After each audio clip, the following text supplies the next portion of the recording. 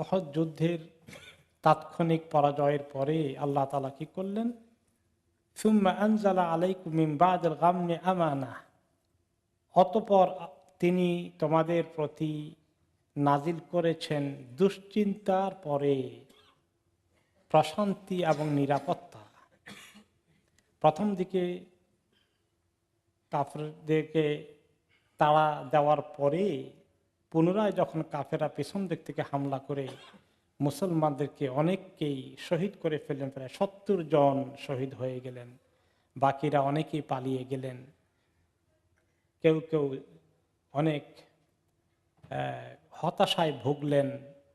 আল্লাহ তাআলা বলেন, এরপরে যখন আবার রাসূলুল্লাহ সাল্লাল্লাহু আলাইহি ওয়াসাল্লাম ডাক দিলেন, তখন আবার তারা কিছু জোগাড় করে চলে আসলেন, জমায়েত হলেন, আবার তাদের মধ্যে হিম্মত ফিরে আসলো। আল্লাহ তাআলা বলছে যে অতঃপর দুশ্চিন্তার পরে আমি তোমাদেরকে কি দিলাম? নিরাপত্তা দিলাম। নুআসান, তোমাদের চোখে ঘুম চলে আসলো। মানুষ যখন খুব নিরাপদ থাকে তখন তার চোখে কিন্তু ঘুম আসে, আর যখন ভয়ের মধ্যে থাকে, দুশ্চিন্তায় থাকে, তখন তো ঘুম আসে না। তো মুসলমানদেরকে আল্লাহ তাআলা এই এত ইমানের দিক থেকে বলিয়ান করে দিলেন, নিরাপত্তা দিলেন যে তাদের চোখে ঘুম চলে আসলো। এটা ছিল আল্লাহর পক্ষ থেকে রহমত। তোমাদের এক দলকে আমি এইরকম নিরাপত্তা দিয়েছিলাম যুদ্ধের ময়দানেও। এমনকি সাহাবায়ে কেরাম অনেকেই বলেন যে আমাদেরকে এভাবে ঘুম পেয়ে গেল, হাতে তরবারি নিচ্ছি, ঝিমাতে গিয়ে মনে করেন তরবারি হাত থেকে পড়ে যায়, আবার নিচ্ছি, আবার পড়ে যায়। তো যুদ্ধের ময়দানে যদি এরকম ঘুম আসে তাহলে মনে করতে হবে দুশ্চিন্তায় আছে, না মোটামুটি চিন্তামুক্ত আছেন, চিন্তামুক্ত আছেন, যে এত নিরাপত্তা দান করলাম। আর অপর দিক থেকে কিছু মুনাফিক ছিল, ওয়াতাইফাতুন কাদ আহাম্মাতহুম আনফুসুহুম, কিছু মুনাফিক ছিল যাদের নফস, তাদের প্রাণের মায়া তাদেরকে দুশ্চিন্তায় ফেলে দিল। সর্বনাশ, আজকে মরে গেলে কি উপায় হবে, এই যুদ্ধে যদি মরেই যাই তো শেষ হয়ে গেলাম, এইরকম দুশ্চিন্তা নিয়ে মুনাফিকরা এসেছিল। আর মুসলমানদের কোনো চিন্তাই নেই, মরবে কি মরবে না, কোনো চিন্তা নাই। ইয়াদুন্নুনা বিল্লাহি গায়রাল হাক্কি যান্নাল জাহিলিয়া, এবং ওই মুনাফিকগুলো আল্লাহ তাআলার ব্যাপারে অন্যায় চিন্তা করে, জাহিলিয়াতের সময় যেমন চিন্তা করেছিল, তাদের কাছে দিন ছিল না, আল্লাহ তাআলা সম্পর্কে অমূলক ধারণা পোষণ করেছে। এরকম এই মুনাফিকগুলো আল্লাহ তাআলার প্রতি আস্থা স্থাপন করতে পারল না, যে আল্লাহ তাআলা যদি সাহায্য করবেন এরকম কথা ছিল, তাহলে এত বড় পরাজয় হওয়ার কথা নাকি। আল্লাহ তাআলার ব্যাপারে তাদের আস্থার অভাব হয়ে গেল, যে আল্লাহ তাআলা তো আসলে মানে এত ক্ষমতা নাই যে কাফেরদেরকে শায়েস্তা করতে পারেন, মুসলমানদেরকে বিজয় দিতে পারেন। এরকম বদধারণায় পড়ে গেল।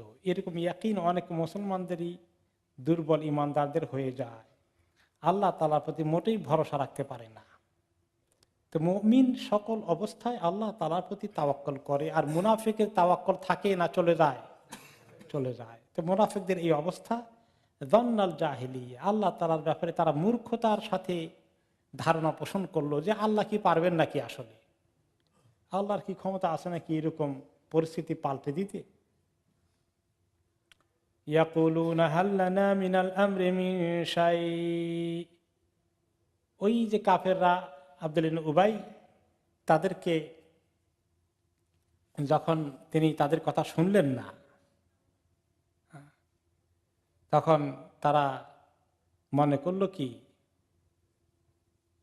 যে আমরা তো 300 চলেই গেলাম, আমাদের কথা রাখলেন না, মদিনার বাইরে চলে যাবেন। আমরা বললাম মদিনার ভিতরে থাকি, আমাদের কথা শুনলেন না, 700 নিয়ে যাচ্ছেন, এমন মার খাবে, এবার সব শেষ হয়ে যাবে। তারা আল্লাহ তাআলা এবং তার রাসূল সম্পর্কে বদ ধারণা পোষণ করে বলল, অন্য আয়াতে এসেছে, বাল যানানতুম আল্লা ইয়ানকালিবার রাসূল ওয়াল মুমিনুনা ইলা আহলিহিম আবাদা, বরঞ্চ তোমরা মনে করেছিলে আল্লাহ এবং মুমিনরা কোনোদিন তাদের পরিবারের কাছে আর ফেরত আসতে পারবে না, এই যাওয়াই সবার শেষ, মানে এই উহুদের যুদ্ধে আর কেউ বাঁচবে না। রাসূলুল্লাহ সাল্লাল্লাহু আলাইহি ওয়াসাল্লাম, আবু বকর, ওমর থেকে শুরু করে কারো আর ফেরত আসার সম্ভাবনা নাই। তারা খুব এরকম মুনাফিকরা তাই চেয়েছিল যে এক উসিলা সব সাফ হয়ে যাক। তো আল্লাহ রাব্বুল আলামিন তা হতে দেননি। আর সেজন্য তারা বলল যে তোমরা এরকম মনে করলে, কিন্তু আল্লাহ তাআলা তো আরেকটি করলেন, সেটা হচ্ছে সবাইকে আল্লাহ তাআলা জিন্দা ফেরত এনেছেন, যদিও 70 জনের মতো সাহাবা শহীদ হয়েছেন। তারপরে তারা বলল যে আমাদের তো কোনো ব্যাপার নাই, আমাদের কথা শোনা হয় না, আমরা পরামর্শ দিলাম যে মদিনার ভিতরে থাকো, মক্কা মদিনা থেকে বের হয়ে উহুদের দিকে যেও না। হাল্লা না মিনাল আমরি মিন শাই, আমাদের কথার কি কোনো গুরুত্ব আছে? আমাদের কথা শোনা হলো না। তো আল্লাহ তাআলা বলেন, কুল ইন্নাল আমরা কুল্লাহু লিল্লাহ, আপনি বলেন সব হুকুম আল্লাহর হাতে, সব বিষয় আল্লাহর হাতে। আল্লাহ তাআলা তো শেষ পর্যন্ত রাসূলুল্লাহ সাল্লাল্লাহু আলাইহি সাল্লামকে গাইড করেন, তার হুকুমের বাইরে কিছু হবে না। তিনি শেষ পর্যন্ত আল্লাহ নবীকে নির্দেশনা দিবেন, যদি বেশি খারাপ কিছু হয়ে যায় তিনি তাদেরকে সেটা আটকাবেন। অবশ্যই সকল ক্ষমতা শেষ পর্যন্ত সকল কিছুর মালিকানা আল্লাহ তাআলার হাতে। কিন্তু এরা তো আসলে মুনাফিক, এরা আল্লাহর উপরেও আস্থা নাই, রাসূলের উপরেও আস্থা নেই। ইখফুনা ফি আনফুসিহিম মা লা ইবদুনা লাক, তাদের অন্তরে তারা এমন কিছু লুকিয়ে রাখে যেটা আপনার জন্য প্রকাশ করে না। আসলে এদের অন্তরে ঈমানই নাই। তারা পারলে আপনার সব এখনই শেষ হয়ে যাক, আপনি সমস্ত মুমিনরা শেষ হয়ে যান, এরকম তামান্না তাদের দিলের মধ্যে আছে, কিন্তু প্রকাশ করে না, কারণ মুনাফিক। লাউ কানা লানা মিনাল আমরি মা শাইউম মা কুতিলনা হাহুনা, তারা বলে যে আমাদের হাতে যদি কিছু সিদ্ধান্ত থাকতো বা আমাদের কথা যদি শোনা হতো, আমাদের বুদ্ধিতে যদি চলা হতো, তাহলে আমরা এখানে এসে এইভাবে মরতাম না, মার খেতাম না, এতগুলো লোক মারা যেত না। কিন্তু আমাদের কথা শোনা হয়নি, এই জন্য মার খেয়েছে সব। তাহলে মদিনা থেকে বের না হলে আর এরকম 70 জন মারা যেত না। এটা তারা খুব জোরে সোরে কনফিডেন্সের সাথে বলা বলি শুরু করলো। কুল্লাউ কুনতুম ফি বুয়ুতিকুম লাবারাযাল্লাযীনা কুতিবা আলাইহিমুল কাতলু ইলা মাদাজিহিম, আপনি বলে দেন, শোনো, তোমরা শুধু এখানে আসা নয়, যদি ঘর থেকে বের নাও হতে, কেউ যুদ্ধে না আসার জন্য একদম ঘরের ভিতরেই নিজের বিছানায় শুয়ে থাকতে, যাদের কিসমতে নিহত হওয়ার কথা লেখা আছে, মৌত বের হয়ে তাদের বিছানায় চলে গিয়ে সেখানে তাদেরকে শেষ করত। এই আসার কারণে মারা গিয়েছে, আর ওখানে মদিনায় বসে থাকলে মারা যেত না, এইরকম কথা তোমরা কেন আলোচনা করো? আল্লাহ তাআলার ফয়সালার বাইরে কিছুই হবে না। মৃত্যুর ফয়সালা যার জন্য হয়ে আছে, যেখানেই আছে সেখানেই মৃত্যু পৌঁছে যাবে। ওয়ালিয়াবতালিয়াল্লাহু মা ফি সুদুরিকুম ওয়ালিয়ুমাহহিসা মা ফি কুলুবিকুম, আল্লাহ তাআলা এভাবেই পরীক্ষা করে দেখতে চান তোমাদের অন্তরে কি আছে, আর তোমাদের অন্তরে কোনো নাপাকি থাকলে সেগুলোকে সাফ করে দিতে চান। মুনাফিকদের অন্তরে কি আছে ধরা পড়ে গেল। আর দুর্বল মনা যদি কিছু থাকে, তাদের মানে মুনাফিক নয় কিন্তু ইমানের কিছু দুর্বলতা দেখা দিয়েছে, সেগুলোকে আল্লাহ তাআলা সাফ করে দেন। চ্যালেঞ্জের মোকাবিলা করে, বিপদ আপদ দুশমনের আক্রমণ কঠিন পরিস্থিতি দিয়ে মুসলমানদেরকে আল্লাহ তাআলা একটু পরীক্ষা করেন, তাদেরকে গুনাহমুক্ত করে দেন। কাজেই বিপদ মুসলমানদের প্রতি এরকম চরম আক্রোশ, অত্যাচার, আক্রমণ মুসলমানদের জন্য গজব নয়, এটা তাদের পবিত্রতার কারণ হিসাবে আল্লাহ তাআলা ব্যবহার করেন। গুনাহ থেকে সাফ করে দেন। যারা অন্যায় আক্রমণের শিকার হয়, বাতিলের আক্রমণে যাদেরকে এভাবে প্রাণ দিতে হয়, তাদের মৃত্যুটা কি বেকার হয়ে যায়? আল্লাহ তাআলার কাছে তারা শাহাদাত অর্জন করেন। এবং তাদের প্রতি যে অত্যাচার, নির্যাতন করা হয়, এগুলো তাদের গুনাহগুলোকে সাফ করে দেয়, তাদেরকে পাক করে দেয়, মাহহিসা তামহিস করে দেয়। আল্লাহু আলিমুম বিযাতিস সুদূর, আল্লাহ তাআলা অন্তরে কি আছে সেগুলো খুব ভালো করে জানেন। কার অন্তরে কি? ভালো মুমিনের অন্তরে আল্লাহর প্রতি তাওয়াক্কুল কতটুকুন আছে, দুর্বল মুমিনের অন্তরে তাওয়াক্কুল কতটুকুন কমে গেল। আর যারা মুনাফিক, তাদের মধ্যে কি ধরনের ইমানের ধস নেমে গেল, এগুলো সব আল্লাহ তাআলা জানেন। কারা হকের উপরে মজবুত হয়ে থাকে আর কারা হক থেকে ছুটে যায়, এগুলো আল্লাহ তাআলা সব কিছু অবগত আছেন। ইন্নাল্লাযীনা তাওয়াল্লাউ মিনকুম ইয়াওমাল তাকাল জামআন ইন্নামা ইসতাযাল্লাহুমুশ শাইতানু বিবাদি মা কাসাবু। নিশ্চয়ই যারা ওই যুদ্ধের দিন, উহুদের দিন, দুই পক্ষ যখন মোকাবিলা করতে এসেছিল, ওই সময় মোকাবিলার আগেই যে দলটি পালিয়ে গেল, ময়দান ছেড়ে চলে গেল, আসলে তাদেরকে শয়তান তাদের অন্তরের যে অপবিত্রতা আছে, মুনাফিকি আছে, নাপাকি আছে, এগুলোর কারণে তাদেরকে এই জিহাদের রাস্তা থেকে সরিয়ে নিয়ে গিয়েছিল। উহুদের দিকে আব্দুল্লাহ ইবনে উবাই নেতৃত্বে ৩০০ জন যোগ দিয়েছিল, কিন্তু মোকাবিলা হওয়ার আগেই তারা সেখান থেকে ফেরত চলে আসলো। তারা যে এই কাজটা করেছে, শয়তান তাদেরকে এইরকম বুদ্ধি দিয়ে এই কাজ করিয়েছে, কারণ তাদের মধ্যে ইমানের, খাঁটি ইমামের অভাব ছিল, তাদের দুনিয়াদারি এবং আল্লাহর প্রতি তাওয়াক্কুলের অভাব। এর এই সুযোগ শয়তান কাজে লাগিয়েছে, আল্লাহর নবীর সঙ্গ দেওয়ার থেকে তাদেরকে দ্বিমত পোষণ করে সরিয়ে নিয়ে এসেছে। এটা অনেক বড় একটি দুর্ভাগ্য তাদের, তারা শয়তানের খপ্পরে পড়ে গেল। ওয়ালাকাদ আফাল্লাহু আনহুম ইন্নাল্লাহা গাফুরুন হালিম। তার এরকম দুর্বলতা নিয়ে অনেকে চলে এসেছিল আব্দুল্লাহ ইবনে উবাইয়ের কথায়, পরে অনেকেই তারা অনুতপ্ত হয়েছেন, তওবা করেছেন। কিন্তু আব্দুল্লাহ ইবনে উবাই এবং আরো কিছু মুনাফিক করেনি। যারা তওবা করেছিলেন তাদের ব্যাপারে আল্লাহ তাআলা বললেন যে আল্লাহ তাদেরকে মাফ করে দিয়েছেন। মানুষ তওবা করলে তো আল্লাহ তাআলা মাফ করেন নাকি করেন না? করেন। মুনাফিকও যদি তওবা করে তাহলেও আল্লাহ তাআলা তাকে মাফ করে দিবেন। আল্লাহ তাআলা অনেক বড় উদার, অনেক বড় রহমদিল। ইন্নাল্লাহা গাফুরুন হালিম। আল্লাহ তাআলা অনেক কিছু ক্ষমা করেন, অনেক কিছু বরদাস্ত করেন। আমাদের মানুষের মতো নয় যে আল্লাহ তাআলা প্রতিশোধ নেওয়ার স্পৃহা তাকে কঠোর বানিয়ে ফেলে, তিনি আর দয়া করেন না, মাফ করেন না, এমন নয়। ইয়া আইয়ুহাল্লাযীনা আমানু লা তাকুনু কাল্লাযীনা কাফারু ওয়া ক্বালু লিইখওয়ানিহিম ইযা দারাবু ফিল আরদি আও কানু গুজ্জান লাও কানু আইদানা মা মাতু ওয়া মা কুতিলু লিয়াজআলাল্লাহু যালিকা হাসরাতান ফি কুলুবিহিম। হে ঈমানদার লোকেরা, ওদের মতো হইও না যারা কুফরি করেছে, আল্লাহর প্রতি বিশ্বাস যাদের থাকেনি। তারা তাদের ভাইদেরকে বলেছে, মুসলমানদেরকে বলেছে, যখন তারা সফর করে এই জমিনের মধ্যে আল্লাহর রাস্তায় লড়াই করার জন্য, জিহাদে যাওয়ার জন্য, বাতিলের মোকাবিলা করার জন্য যখন তারা বের হয়ে আসে, তখন তারা বলে আমাদের সঙ্গে থাকলে তাহলে এই লোকগুলো মারা যেত না। উহুদের যুদ্ধে কয়জন শহীদ হলেন? ৭০ জন। আব্দুল্লাহ ইবনে উবাই এবং তার সঙ্গপাঙ্গরা বললে হয়েছে না, আমাদের সঙ্গে কথা শুনলে, আমাদের সঙ্গে থাকলে, মদিনায় চলে আসলে এই লোকগুলা কি মারা যেত?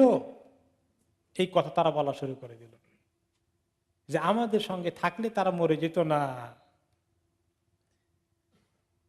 তো আল্লাহ তাআলা বলেন যে এই তাদের এই আফসোস তাদের অন্তরে আল্লাহ আফসোস সৃষ্টি করার জন্যই করে দিয়েছেন, তাদের অন্তরের আফসোস যেন আরো বেড়ে যায়, এবং যারা ইন্তেকাল করেছেন তাদের ব্যাপারে, তাদের পরিবারের ব্যাপারে যেন মাঝে মধ্যে ভুল ধারণা সৃষ্টি হয়ে যায়, অন্যান্য মুসলমানদেরকে অন্তরে আফসোস সৃষ্টি হয়ে যায়, এরকম ওয়াসওয়াসা সৃষ্টি করা নিজেদের মধ্যে, অন্যদের মধ্যে ছড়িয়ে দেয় যেন আফসোস বেড়ে যায়। কিন্তু মুসলমানরা আল্লাহ তাআলার দ্বীনের জন্য যখন তাদের জীবন দিতে হয়, তখন কি তারা শুধু আফসোস করে আহারে মরে গেল? আফসোস তারা করে না, বরঞ্চ তাদের জন্য আল্লাহ তাআলার কাছে মর্যাদার কারণ। যারা ইন্তেকাল করেন তারা কি বলেন? ইয়া লাইতা কওমি ইয়ালামুন বিমা গাফারা লি রাব্বি ওয়া জাআলানি মিনাল মুকরাবিন। যারা ইন্তেকাল হয়ে গেছে তারা আফসোস করছে না, হারে মরে গেলাম, ইন্তেকালের সাথে সাথে যখন তারা দেখে শহীদদেরকে কিভাবে ওয়েলকাম করা হচ্ছে, আল্লাহর পক্ষ থেকে মেহমানদারি নিয়ে তাদেরকে ওয়েলকাম করা হচ্ছে, এই সম্মান দেখেই ওই সময় শহীদরা বলে, হায় রে, আমার কওম যদি জানতো আমাকে আল্লাহ তাআলা শাহাদাত অর্জন করার কারণে কি সম্মান দান করেছেন, আমার কওম যদি জানতে পারতো, যারা আমাকে হত্যা করেছে তারা যদি জানতে পারতো। নিজের জন্য আফসোস করে না, ওদের জন্য আফসোস করে যারা ভুলের মধ্যে আছে। তো আল্লাহ তাআলা বলেন যে তোমাদের মধ্যে আফসোস বেড়ে যায়, তাদের মধ্যে কোনো আফসোস থাকে না। তোমাদের মধ্যে তোমরা আফসোসকে ছড়িয়ে দিচ্ছ। আল্লাহু ইহয়ী ওয়া ইউমীত, আফসোস করার কিছুই নেই, সব আল্লাহর হুকুমে হয়েছে। আল্লাহ তাআলা জীবন দান করেন, মৃত্যু তার হুকুমে হয়, আল্লাহ জানেন। এবং যারা এই শাহাদাতের মৃত্যু অর্জন করে তাদের মৃত্যু হচ্ছে সর্বোত্তম মৃত্যু। স্বাভাবিকভাবেই যারা বেঁচে আসো তারা খুব কামিয়াব হয়ে গেছে এমন মনে করার কোনো কারণ নেই। তোমার এই জীবন তোমার জন্য ক্ষতির কারণ হতে পারে, তাদের মৃত্যু তাদের কল্যাণের কারণ হয়ে গেছে, নাজাতের কারণ হয়ে গেছে। শহীদের কোনো হিসাব নেই, বিনা হিসাবে জান্নাতে চলে যাবে। আল্লাহু বিমা তা'মালুনা বাসীর, আর তোমরা কি করো আল্লাহ তাআলা সব দেখেন। তিনি তোমাদের এই কাজ তো দেখছেন, তার ভিত্তিতে তোমাদেরকে তিনি হিসাব নেবেন, পুরস্কার দেবেন অথবা শাস্তি দেবেন। ওয়ালাইন কুতিলতুম ফি সাবিলিল্লাহি আও মুততুম লামাগফিরাতুম মিনাল্লাহি ওয়া রাহমাতুন খায়রুম মিম্মা ইয়াজমাউন। আল্লাহর রাস্তায় যারা জীবন দিতে হচ্ছে তাদেরকে সান্ত্বনা দিয়ে সমস্ত মুসলিম উম্মাহকে লক্ষ্য করে আল্লাহ তাআলা বলছেন, যদি তোমাদের কপাল খোলে যে আল্লাহর রাস্তায় তোমাদেরকে জীবন দিতে হয়, মৃত্যুবরণ করতে হয়, মরে যেতে হয়, তাহলে তোমাদের আল্লাহর পক্ষ থেকে যে বিশাল মাগফিরাত তোমাদের অর্জন হবে, ক্ষমার ঘোষণা আসবে আর রহমত আসবে। সেটা যে কত ভালো ওই জিনিস থেকে যা তারা দুনিয়ার জন্য জমা করছে। দুনিয়াতে জমা করছে যারা দ্বীনের দুশমন, তারা দুনিয়ার সব সম্পদ জোগাড় করতে চায়, সব ক্ষমতা ধরে রাখতে চায়, সমস্ত সুযোগ সুবিধাকে পাকাপোক্ত করতে চায়। এইটার কল্যাণের তুলনায় যারা দ্বীনের কারণে, ইসলামের কারণে জীবন তাদের চলে গিয়েছে, আল্লাহর রাস্তায় শহীদ হওয়া লেগেছে, তাদের জন্য মাগফিরাত এবং আল্লাহর রহমত, এগুলো যে কত খাইর, কত কল্যাণ, যদি তারা সেটা জানতো। ওয়ালা ইন মুততুম আও কুতিলতুম লা ইলাল্লাহি তুহশারুন। এটা তোমরা যারাই মৃত্যুবরণ করো অথবা নিহত হও, তোমরা সবাই একদিন আল্লাহর কাছে আসবে এবং সেখানে আসল ফয়সালা হয়ে যাবে। যার যার পাওনা যখন বুঝে পাবে তখনই বুঝতে পারবে। এরপর আল্লাহ তাআলা বলছেন, নবী করিম সাল্লাল্লাহু আলাইহি ওয়াসাল্লাম তিনি যে মুমিনদের প্রতি কত উদার এবং দয়ার কারণ, তিনি মুমিনদের কল্যাণ কামনা করেন। নবী করিম সাল্লাল্লাহু আলাইহি সাল্লামকে তিনি প্রশংসা করলেন তার কতগুলো ভালো গুণকে, এবং তিনি উম্মতকে যেভাবে ডিল করেন, নেতৃত্ব দান করেন, তাদেরকে যেভাবে পরিচালনা করেন, এই তরিকাকে তিনি প্রশংসা করলেন। এবং সেখান থেকে যারা পরবর্তী পর্যায়ে নবীর পরে উম্মতকে পরিচালনা করার দায়িত্ব গ্রহণ করবে, উম্মতের নেতৃত্ব দিবে, ইসলামী তরিকায় জীবন পরিচালনার জন্য তাদেরকে হেল্প করবে, ওই সমস্ত ইসলামী নেতৃত্বের কি গুণাবলী হওয়া উচিত সেগুলোর কথা আল্লাহ তাআলা এখানে ইরশাদ করছেন। ফাবিমা রাহমাতিম মিনাল্লাহি লিনতা লাহুম, এটা তো আল্লাহর রহমত যে আপনি তাদের প্রতি নম্রতার আচরণ করেন, আপনি উম্মতের সঙ্গে ব্যবহার করতে, শিক্ষা দিতে, পরিচালনা করতে খুব কঠিন হন না, আপনি তাদেরকে অত্যন্ত সিম্প্যাথেটিক্যালি নম্রতার সাথে আচরণ করেন, ভেরি সফট অ্যাপ্রোচ।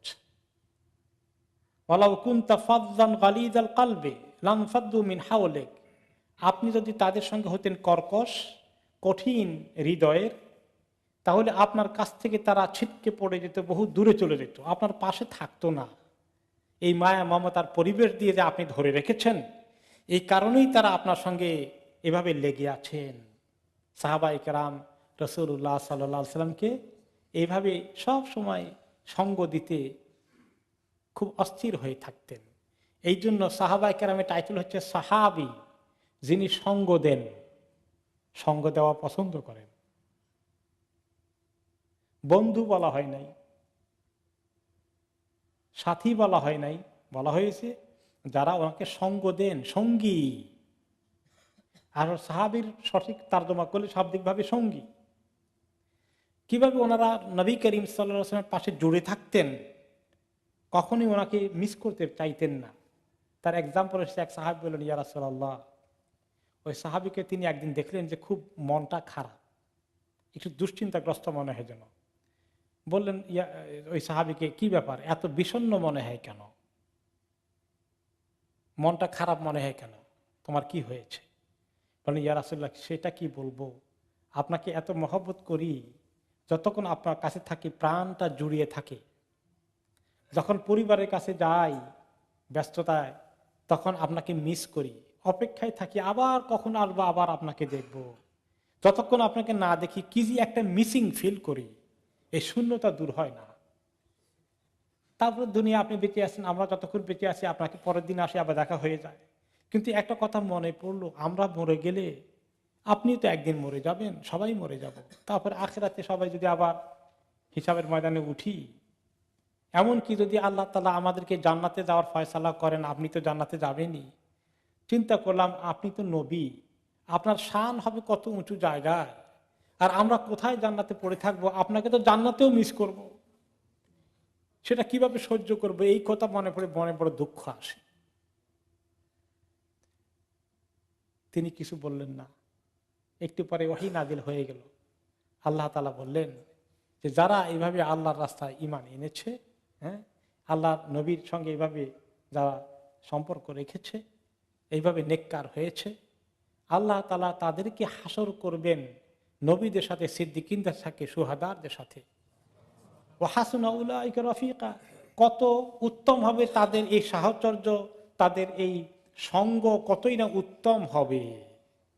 এই আয়াতে ফুটে উঠল যে পরকালে শুধু নবীরা না, নবীদের সঙ্গে উঁচু মানের মুমিনরাও জায়গা পেয়ে যাবেন। এই কথা শোনার পরে সাহাবী সন্তুষ্ট হয়ে গেলেন, তিনি ওনাকে ডেকে আয়াতটা শুনিয়ে দিলেন। আর সব সাহাবীদের মনের কথা এখানে এসে গেল, সমস্ত সাহাবী খুশি হয়ে গেলেন যে আল্লাহ তাআলা আমাদেরকে আখিরাতে নবী করিম সাল্লাল্লাহু আলাইহি ওয়াসাল্লামের দর্শন থেকে, সঙ্গ থেকে আমাদেরকে মাহরুম করে দেবেন না। তো এইভাবে সাহাবায়ে কেরাম সবসময় ওনার সঙ্গে এত আকর্ষণীয় ফিল করেছেন, ওনার ব্যক্তিত্ব এত মধুর, এত সুন্দর আচরণ তিনি করেন। তা যদি না করতেন, একটু কঠোর হৃদয়ের হলে তারা আপনার কাছ থেকে দূরে সরে চলে যেত।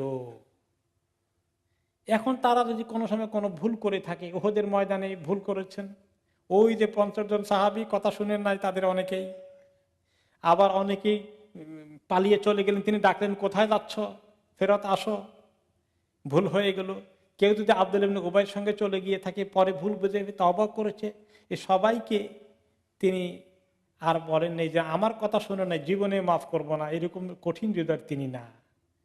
তারা অনুতপ্ত হয়ে গেছেন, যারা যারা ভুল বুঝতে পেরেছেন তাদেরকে তিনি যেন মাফ করে দেন। এই জন্য আল্লাহ তাআলা ওনাকে আরো উৎসাহিত করছেন, এরকম যদি কোনো সময় তারা করে থাকে, ফাফু আনহুম, হে নবী, তারা ভুল করলে তাদেরকে মাফ করে দেন।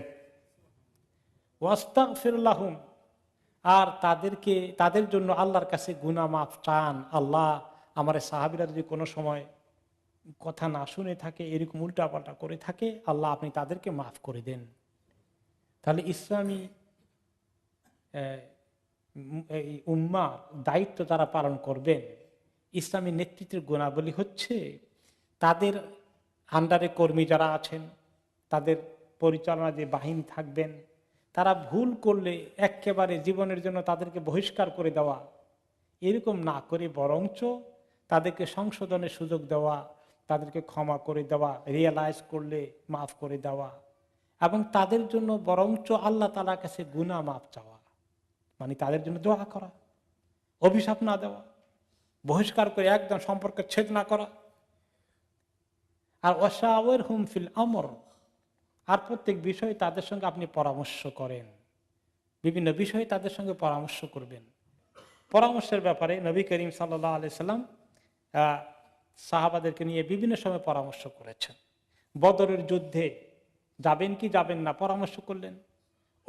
বদরের যুদ্ধে কোন জায়গায় লোকেশন হবে সেটা পরামর্শ শুনলেন। ওহদের যুদ্ধে পরামর্শ করলেন মদিনার বাইরে যাবেন না মদিনার ভিতরে থাকবেন। খন্দকের যুদ্ধে পরামর্শ নিলেন মদিনার চতুর্দিকে পরিখা খনন করা, খাল খনন করার মতো করে ব্যারিকেড সৃষ্টি করা, সবকিছু পরামর্শের ভিত্তিতে করেছেন।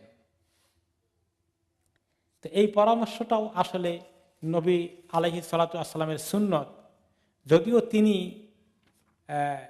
নবী, আল্লাহ তাআলা ওনাকে অল দ্য ওয়ে গাইড করছেন। তিনি হুকুম দেবেন আর মুসলমানরা মানবে, এইটাই তো স্পিরিট হওয়া উচিত। এরপরেও ওনাকে পরামর্শ করতে বলা হয়েছে। আর যারা নবী না, দুনিয়ার মধ্যে নেতা হয়েছেন, তারা যদি পরামর্শ না করেন, তাদের পিছনে কি কোনো ওহী আছে গাইড করার? তাদের জন্য তো আরো কত দরকার। এই জন্য পরামর্শের তরিকা আল্লাহ তাআলা নবীকে দিয়ে আমল করালেন, যাতে উম্মত এই পরামর্শের কাজটা শিখে।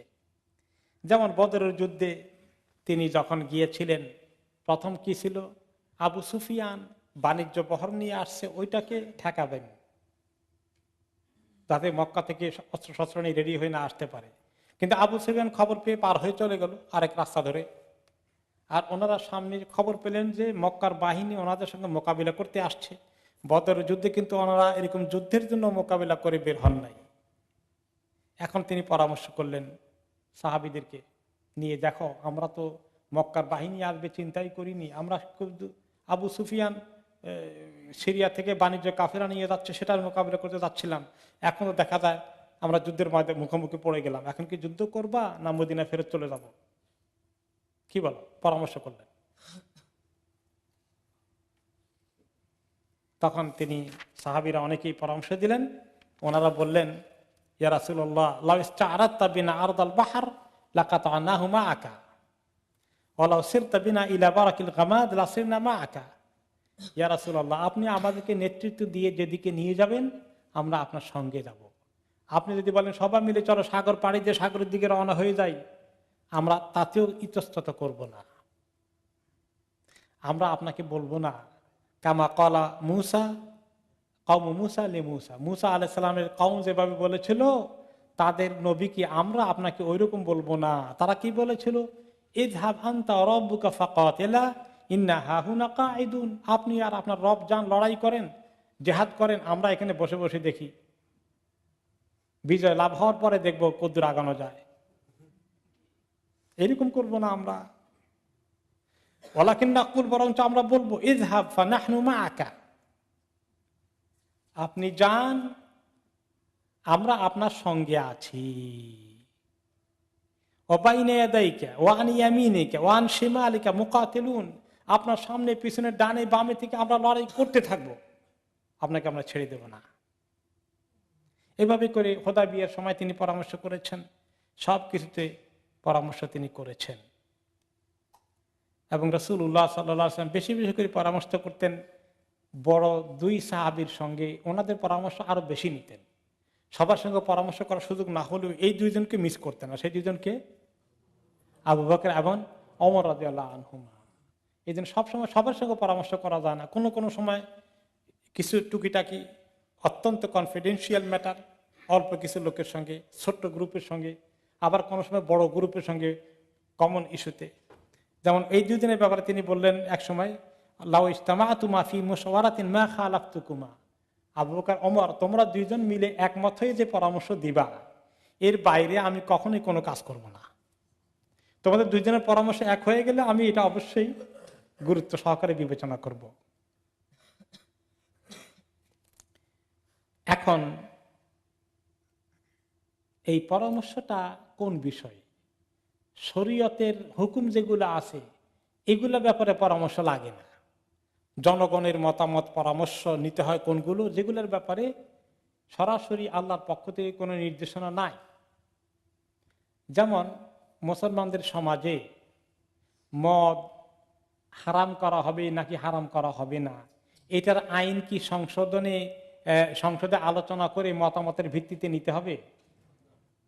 কারণ এটার ফয়সালা কে দিয়ে ফেলেছেন? আল্লাহ তাআলা দিয়েছেন। এখন ট্রাফিক ল কোনটা করবেন? এই রাস্তাটা কি ডুয়াল ক্যারিজ ওয়ে হবে না ওয়ান ওয়ে হবে? এইটার জন্য কি কোরআন শরীফের মধ্যে কিছু লেখা আছে নাকি? এইটা মানুষের শরীয়তের হুকুমের দরকার নাই। এখানে মানুষের ফয়সালা নিতে হবে। এখানে জনগণের মতামত, যারা সুরা আছে, যারা যদি লাগে সংসদে আইন পাশ করার করতে হবে। তো কাজে ইমাম আল কুরতুবী রহমতুল্লাহ আলী বলেছেন, এই যে ফাশাওয়িরহুম ফিল আমর অথবা আমরুহুম শুরা বাইনাহুম, মুসলমানদের কাজগুলো তাদের পারস্পরিক পরামর্শের ভিত্তিতে হবে। সেগুলো হচ্ছে ফি উমুরিল হুরুবে ওয়াল বুউসে, যুদ্ধ বিগ্রহ এবং এরকম যে সমস্ত বিষয় কোরআন হাদিসে কিছু হারাম হালাল বলে দেওয়া হয় নাই, সেগুলোর ব্যাপারে পরামর্শ করার পরে ডিসিশন নিতে হবে। গান বাজনা হারাম না হালাল, এটা সিদ্ধান্ত কি পরামর্শ করে নিতে হবে? এটা সিদ্ধান্ত কে দিয়েছেন? আল্লাহ এবং তার রাসূল দিয়ে দিয়েছেন। ওয়ালাইসা ফি হালাল ওয়া হারাম লিআন্না যালিকা কাওয়ানিনুশ শারআ, তিনি বলেন যে শরীয়তের কানুন যেগুলো আছে, আইন কানুন যেগুলো আছে, সেগুলোর ব্যাপারে কোনো মতামত পরামর্শের ভিত্তিতে, সুরার ভিত্তিতে ফয়সালা করা হবে না। শরীয়তের হুকুম যেটা আছে হালাল হারাম, এগুলোর ব্যাপারে কোনো পরামর্শ করে সুযোগ নাই সিদ্ধান্ত গ্রহণ করার। এরপরে আসে পরামর্শ করলেন, করার পরে এখন পরামর্শের মধ্যে ঠিক থাকার, সিদ্ধান্ত ঠিক থাকা দরকার। ফাইদা আজমতা, যখন সিদ্ধান্ত গ্রহণ করবেন তখন আল্লাহর উপর তাওয়াক্কুল করে ফেলেন। ইন্নাল্লাহা ইউহিব্বুল মুতাওয়াক্কিলিন, যারা আল্লাহ তাআলার উপর তাওয়াক্কুল করে আল্লাহ তাআলা তাদেরকে বড়ই পছন্দ করেন। ইয়ানসুকুমুল্লাহু ফালা গালিবা লাকুম, সর্বশেষে আল্লাহ তাআলা বললেন, শোনো, আল্লাহ তাআলা যদি তোমাদেরকে সাহায্য করার সিদ্ধান্ত গ্রহণ করেন, সাহায্য করেন, তাহলে তোমাদেরকে পরাজিত করার কেউ নেই। ওয়া ইয়াখযুলকুম ফামান যাল্লাযী ইয়ানসুরুকুম মিন বা'দি, আর তিনি যদি তোমাদেরকে কোনো কারণে শাস্তি দেওয়ার জন্য অপমানিত করেন, বেকায়দায় ফেলে দেন, তিনি সাহায্য করার ইচ্ছা না করেন, তাহলে কেউ নাই তারপরে তোমাদেরকে সাহায্য করতে, উদ্ধার করতে, গাইড করতে। ওয়ালাল্লাহি ফালইয়াতাওয়াক্কালিল মুমিনুন, আর শুধু আল্লাহর উপরেই সবসময় মোমেনরা ভরসা করুক। মোমেনরা অন্য কোনো মাখলুকের উপরে, অন্য কোনো রাষ্ট্রের উপরে, অন্য কোনো শক্তির উপরে কখনো ভরসা করবে না, একমাত্র আল্লাহ তাআলার উপরে। এখানে উম্মতের জন্য গাইড আছে, বিপদে আপদে কে আমাদেরকে এখন সাহায্য করবে, কে হেল্প করবে, কার কাছে হাত পাতবো, কার কাছে ছুটবো, দৌড়াদৌড়ি করলেই শুধু হবে? আল্লাহর কাছে আসতে হবে। বিপদ সংকুল পরিস্থিতিতে উদ্ধার করার ক্ষমতা একমাত্র আছে আল্লাহর। এই তাওয়াক্কুলের ঘোষণা আল্লাহ তাআলা আবার দিলেন মুসলমানদের ঈমানকে তাজা করার জন্য। পরবর্তী পর্যায়ে এই উহুদের যুদ্ধ বা অন্য যুদ্ধ নিয়ে কিছু গনিমতের মালের প্রসঙ্গ আসছে, সেটা আমরা ইনশাআল্লাহ রমাদানের পরে শুনবো। আজকে আমরা এখানেই শেষ করছি।